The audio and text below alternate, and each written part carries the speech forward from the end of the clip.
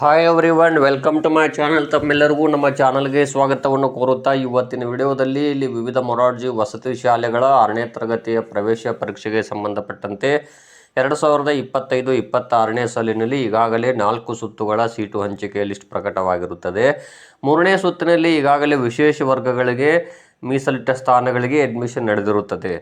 ಈಗ 4ನೇ ಸುತ್ತಿನಲ್ಲಿ ಆಯ್ಕೆಯಾದಂಥ ವಿದ್ಯಾರ್ಥಿಗಳಿಗೆ ಇಲ್ಲಿ ನಿಗದಿತ ದಿನಾಂಕವನ್ನು ಅಲ್ಲಿ ಕರ್ನಾಟಕ ಪರೀಕ್ಷಾ ಪ್ರಾಧಿಕಾರ ಅವರು ನೀಡಿರುವುದಿಲ್ಲ. ಒಟ್ಟಾರೆಯಾಗಿ ಇದು ಫೈನಲ್ ಲಿಸ್ಟ್ ಅನ್ನುವ ರೀತಿಯಲ್ಲಿ ಅವರು ಲಿಸ್ಟನ್ನು ಬಿಡುಗಡೆ ಮಾಡಿರುತ್ತಾರೆ. ಆದರೆ ಇಲ್ಲಿ 4ನೇ ಸುತ್ತಿನವರೆಗೂ ಆಯ್ಕೆಯಾದಂಥ ವಿದ್ಯಾರ್ಥಿಗಳು ಎಷ್ಟು ವಿದ್ಯಾರ್ಥಿಗಳು ಅಡ್ಮಿಷನ್ ಮಾಡಿದ್ದಾರೆ ಎನ್ನುವಂತಹ ಮಾಹಿತಿ ಇಲ್ಲಿ ಇನ್ಫಾರ್ಮೇಷನ್ ಕರ್ನಾಟಕ ಪರೀಕ್ಷಾ ಪ್ರಾಧಿಕಾರದವರ ಅಧಿಕೃತ ವೆಬ್ಸೈಟ್ನಲ್ಲಿ ನಮಗೆ ಸಿಕ್ಕಿರುವುದಿಲ್ಲ. ಆದರೆ ಇಲ್ಲಿ 5ನೇ ಸುತ್ತಿನ ಸೆಲೆಕ್ಷನ್ ಲಿಸ್ಟ್ ಬಿಡುಗಡೆ ಆಗುತ್ತದೆ ಅಥವಾ ಇಲ್ವಾ ಎನ್ನುವಂತಹ ಮಾಹಿತಿಯನ್ನು ನಾನು ಈಗಾಗಲೇ ಹಿಂದಿನ ವಿಡಿಯೋದಲ್ಲಿ ಯಾವ ರೀತಿ ಸೆಲೆಕ್ಟ್ ಆಗ್ಬೋದು 5th ರೌಂಡ್ ಅನ್ನೋದ್ರ ಬಗ್ಗೆ ನಾನು ತಿಳಿಸಿದ್ದೆ.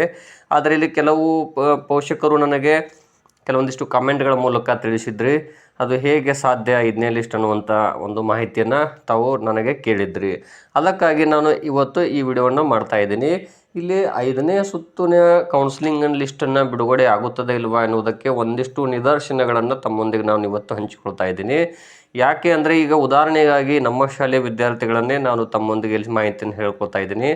4 ವಿದ್ಯಾರ್ಥಿಗಳು ಇಲ್ಲಿ ಮೊದಲ ಸುತ್ತಿನಿಂದ 4ನೇ ಸುತ್ತಿನವರೆಗೂ ಆಯ್ಕೆಯಾಗಿದ್ದರು. 4 ವಿದ್ಯಾರ್ಥಿಗಳು ಕೂಡ ಇಲ್ಲಿ ಅಡ್ಮಿಷನ್ ಮಾಡಿದರು. ಆದರೆ ಆ ವಿದ್ಯಾರ್ಥಿಗಳು ಇದೀಗ ಆ ಶಾಲೆಯನ್ನು ನಿರಾಕರಿಸ್ತಾ ಇದ್ದಾರೆ. ಇಲ್ಲಿ ಪೋಷಕರಲ್ಲಿ ಫಸ್ಟ್ ರೌಂಡಿಂದ 4ನೇ ಸುತ್ತಿನ ಸೆಲೆಕ್ಷನ್ ಲಿಸ್ಟ್ವರೆಗೂ ಆಯ್ಕೆಯಾಗಿ ಕೆಲವರು ಅಡ್ಮಿಷನ್ ಮಾಡಿರುವುದಿಲ್ಲ.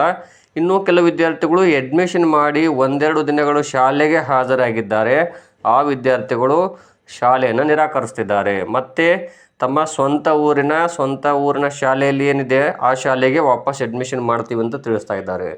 ಹಾಗಾದರೆ ಇಲ್ಲಿ ಆ ವಿದ್ಯಾರ್ಥಿಗಳು ಅಡ್ಮಿಷನ್ ಕ್ಯಾನ್ಸಲ್ ಆದರೆ ಒಂದು ವೇಳೆ ಅವರು TCಯನ್ನು ತೆಗೆದುಕೊಂಡು ಮತ್ತೆ ಮರಳಿ ಶಾಲೆಗೆ ಹಾಜರಾದರೆ ಅವರ ಜಾಗದಲ್ಲಿ ಮತ್ತೆ ಸರ್ಕಾರದ ನಿಯಮಾವಳಿಗಳ ಪ್ರಕಾರ ಸೆಲೆಕ್ಷನ್ ನಡೆಯುತ್ತದೆ. ಇದೇ ರೀತಿ ಎಲ್ಲ ಶಾಲೆಗಳಲ್ಲೂ ಏನು ಮೊರಾರ್ಜಿ ವಸತಿ ಶಾಲೆಗಳಿವೆ ಪ್ರತಿಯೊಂದು ಜಿಲ್ಲೆಯಲ್ಲಿಯೂ 1 ಅಥವಾ 2 ವಿದ್ಯಾರ್ಥಿಗಳು ಅಡ್ಮಿಷನ್ ಮಾಡಿ ಶಾಲೆಗೆ 1-2 ದಿನ ಹಾಜರಾಗಿ ಇಲ್ಲಿ ಶಾಲೆಯನ್ನು ನಿರಾಕರಿಸಿರುವಂತಹ ಅಥವಾ ಅಡ್ಮಿಷನ್ ಬೇಡ ಎನ್ನುವಂತಹ ಒಂದು ಉದಾಹರಣೆಗಳನ್ನು ನಾನು ನಿಮಗೆ ಹೇಳ್ತಾ ಇದ್ದೀನಿ. ಯಾಕೆಂದರೆ ಇಲ್ಲಿ ಮೊದಲನೇದಾಗಿ ಔಟ್ ಆಫ್ ತಾಲೂಕು ಸೆಲೆಕ್ಟ್ ಆಗಿರಬಹುದು ಅಥವಾ ತಮಗೆ ಹತ್ತಿರವಿರದ ಶಾಲೆ ಆಯ್ಕೆ ಆಗಿರಬಹುದು. ಹೀಗಾಗಿ ಇಲ್ಲಿ ವಿದ್ಯಾರ್ಥಿಗಳು ಮತ್ತು ಪೋಷಕರು ಆ ಶಾಲೆಗಳನ್ನು ನಿರಾಕರಿಸಿ ಅಡ್ಮಿಷನ್ ಕ್ಯಾನ್ಸಲ್ ಮಾಡಿಕೊಂಡು ಮತ್ತೆ ತಮ್ಮ ಊರಿನ ಶಾಲೆಗಳಲ್ಲಿ ಅಥವಾ ಬೇರೆ ಶಾಲೆಗಳಲ್ಲಿ ಅಡ್ಮಿಷನ್ ಮಾಡ್ತಾ ಇದ್ದಾರೆ. ಇದರಿಂದಾಗಿ ಇಲ್ಲಿ ಇಡೀ ಪ್ರತಿಯೊಂದು ಜಿಲ್ಲೆಯಲ್ಲಿಯೂ ಇದೇ ರೀತಿ 1, 2, 3 ವಿದ್ಯಾರ್ಥಿಗಳು ಒಂದೊಂದು ಶಾಲೆಯಲ್ಲಿ ಅಡ್ಮಿಷನ್ ಮಾಡಿ ಮತ್ತೆ ಅವರ ಊರಿನ ಶಾಲೆಗೆ ಅಡ್ಮಿಷನ್ ಮಾಡ್ತಾ ಇದ್ದಾರೆ. ಅದರೊಂದಿಗೆ ಇಲ್ಲಿ 4ನೇ ಸುತ್ತಿನಲ್ಲಿ ಆಯ್ಕೆಯಾದಂಥ ವಿದ್ಯಾರ್ಥಿಗಳು ಕೆಲವರು ಅಡ್ಮಿಷನ್ ಮಾಡದೇ ಇರಬಹುದಾಗಿರುತ್ತದೆ. ಹೀಗಾಗಿ ಕರ್ನಾಟಕ ಪರೀಕ್ಷಾ ಪ್ರಾಧಿಕಾರ ಇವರು ತಿಳಿಸಿರುವಂತೆ ಇಲ್ಲಿ ಮತ್ತೊಂದು ಸುತ್ತಿನ ಸೀಟು ಹಂಚಿಕೆಯ ಲಿಸ್ಟನ್ನು ಬಿಡುಗಡೆ ಮಾಡಬಹುದಾದ ಸಾಧ್ಯತೆ ಬಂದಲ್ಲಿ ಮತ್ತೆ ನಾವೊಂದು ಲಿಸ್ಟನ್ನು ಬಿಡುಗಡೆ ಮಾಡ್ತೀವಿ ಅಂತ ಕರ್ನಾಟಕ ಪರೀಕ್ಷಾ ಪ್ರಾಧಿಕಾರ ಇವರು ತಿಳಿಸಿರುತ್ತಾರೆ. ಹಾಗಾಗಿ ಇಲ್ಲಿ 5ನೇ ಲಿಸ್ಟ್ ಬಂದರೂ ಬರಬಹುದು.